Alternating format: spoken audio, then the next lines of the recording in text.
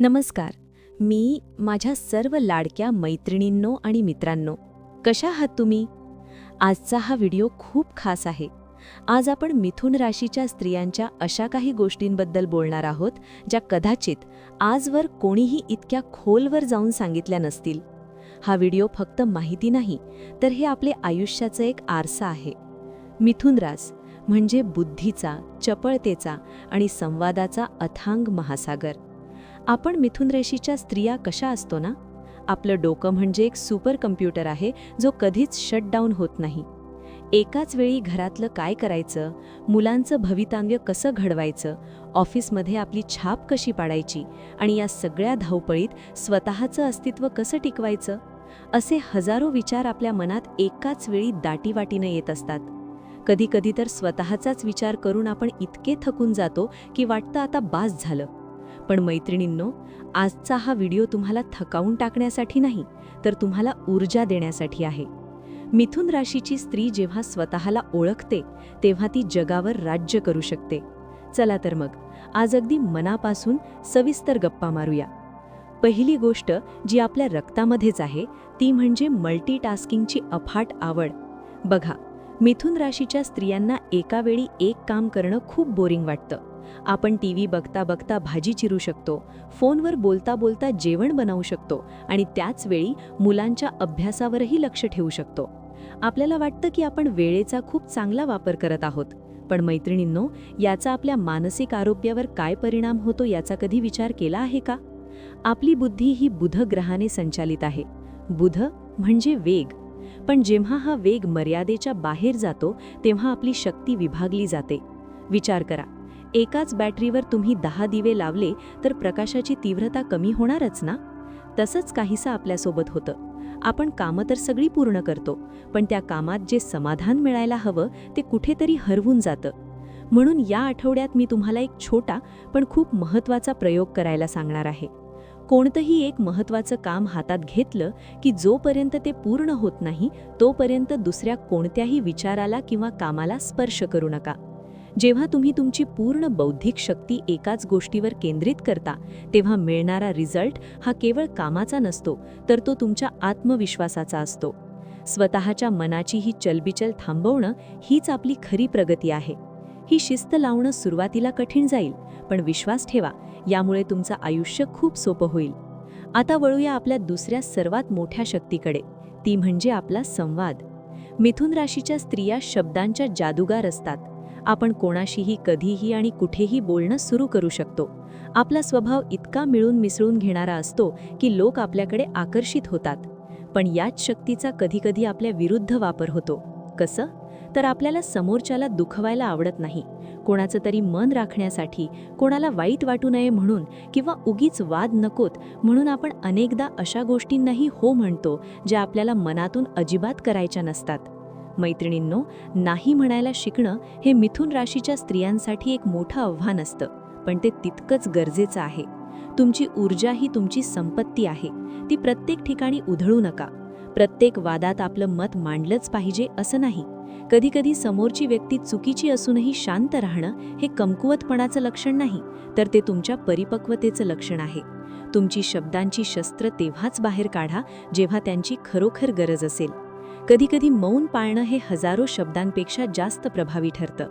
यामुळे तुमची आंतरिक शांती तर टिकून राहतेच, पण लोक तुमच्या शब्दांची किंमत करायला लागतात. तिसरी आणि अतिशय महत्त्वाची गोष्ट म्हणजे आपलं मानसिक आरोग्य आणि विश्रांती. मिथुन राशीच्या लोकांचा मेंदू कधीच शांत नसतो, हे मी मगाशी म्हटलं तसं अगदी खरं आहे. रात्री झोपताना सुद्धा उद्या काय करायचं, काल काय झालं होतं, या विचारांची मालिका डोक्यात सुरू असते. यामुळे आपल्याला लवकर थकवा जाणवतो आणि कधीकधी विनाकारण चिडचिड होते. आपण बाहेरून हसमुख दिसतो, पण आतून खूप अस्वस्थ असतो. ही अस्वस्थता घालवण्यासाठी आपल्याला ग्राउंडिंगची गरज आहे. रोज फक्त 15 ते 20 मिनिटं निसर्गाच्या सानिध्यात घालवा. जर तुमच्याकडे बागेत जाण्यासाठी वेळ नसेल तर किमान आपल्या गॅलरीत असलेल्या झाडांकडे बघत शांत बसा. मोबाईल पूर्णपणे बाजूला ठेवा. डोळे मिटून फक्त स्वतःच्या श्वासावर लक्ष केंद्रित करा. हे ऐकायला खूप साधं वाटतं, पण मिथुन राशीसाठी हे एखाद्या औषधासारखं काम करतं. वाचनाची आवड तर आपल्याला उपजतच असते, पण हल्ली आपण सोशल मीडियाचे छोटे छोटे व्हिडिओ किंवा नकारात्मक बातम्या वाचण्यात आपला वेळ घालवतो.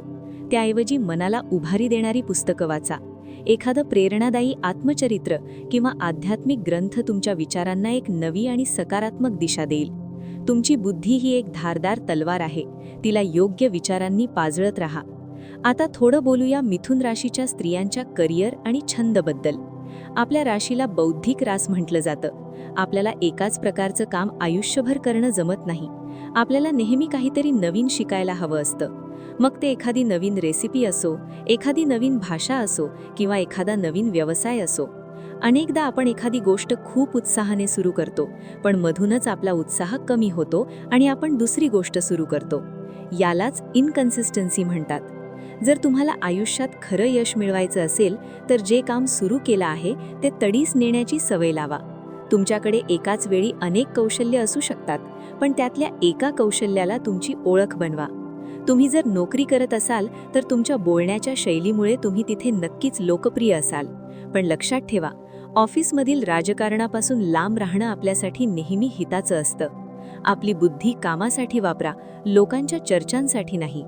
कुटुंबाबाबतीत सांगायचं झालं तर मिथुन राशीची स्त्री हे घराचं हृदय असते. आपण घराला फक्त घर नाही तर एक जिवंत वास्तू बनवतो. मुलांच्या शिक्षणापासून ते पतीच्या करिअरपर्यंत आपण सर्वांना साथ देतो, पण या सगळ्यात आपण स्वतःकडे दुर्लक्ष करतो. स्वतःच्या आवडीनिवडी, स्वतःचं आरोग्य या गोष्टी आपण नेहमी शेवटी ठेवतो.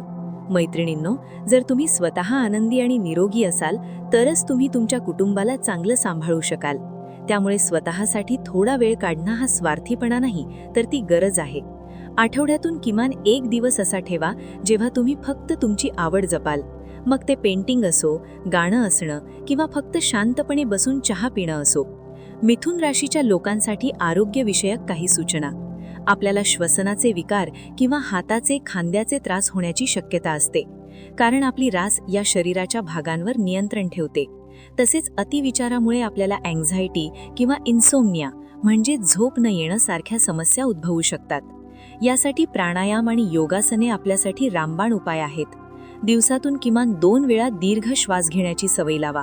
यामुळे तुमच्या मेंदूला पुरेसा ऑक्सिजन मिळेल आणि तुमची विचार करण्याची क्षमता अधिक स्पष्ट होईल. व्हिडिओच्या या टप्प्यावर मी तुम्हाला मिथुन राशीच्या काही सकारात्मक पैलूंबद्दल सांगू इच्छिते, जे तुम्हाला जगावेगळं बनवतात. तुमची अडॅप्टेबिलिटी म्हणजेच कोणत्याही परिस्थितीत स्वतःला जुळवून घेण्याची क्षमता ही अफाट आहे. तुम्ही कठीण काळातही मार्ग काढू शकता. तुमचं ह्युमर म्हणजे विनोदाची जाण लोकांना तुमच्या प्रेमात पाडते. तुम्ही जिथे जाता तिथे चैतन्य पसरवता. हीच तुमची खरी शक्ती आहे. फक्त या शक्तीला थोडी शिस्त आणि ध्येयाची जोड दिली तर तुम्ही शून्यातून विश्व निर्माण करू शकता. येणारा काळ मिथुन राशीसाठी खूप संधी घेऊन येत आहे. विशेषतः ज्या स्त्रियांना स्वतःचा काहीतरी व्यवसाय सुरू करायचा आहे किंवा ज्यांना कला क्षेत्रात नाव कमवायचं आहे, त्यांच्यासाठी हा काळ उत्तम आहे. फक्त स्वतःवर विश्वास ठेवा. लोक काय म्हणतील यापेक्षा तुम्हाला काय वाटतं याला जास्त महत्त्व द्या. तुमची रास ही जोडीची रास आहे. याचा अर्थ तुमच्यामध्ये 2 व्यक्ती दडलेल्या आहेत. एक जी खूप व्यावहारिक आहे आणि दुसरी जी खूप हळवी आहे. या दोन्हींमध्ये समतोल राखणं हेच तुमच्या आयुष्याचं मुख्य उद्दिष्ट असलं पाहिजे. मैत्रिणींनो, आज आपण खूप गप्पा मारल्या. मिथुन रास असणं हे खरोखरच भाग्याचं आहे. आपल्याकडे ती दृष्टी आहे जी इतरांकडे नाही. आपल्याकडे तो आवाज आहे जो इतरांना प्रेरणा देऊ शकतो. फक्त स्वतःच्या विचारांच्या जंजाळात अडकून पडू नका. बाहेर पडा. जग खूप मोठं आहे आणि तुमची वाट बघत आहे. तुम्हाला आजचा हा व्हिडिओ कसा वाटला? तुम्हाला सुद्धा असं वाटतं का की तुमचे विचार तुम्हाला कधी कधी थकावून टाकतात किंवा तुमची मल्टीटास्किंगची सवय तुम्हाला त्रासदायक ठरते का? तुमच्या मनातल्या भावना, तुमचे अनुभव मला कमेंट्समध्ये नक्की सांगा. मी तुमच्या प्रत्येक कमेंटची मनापासून वाट पाहत असते.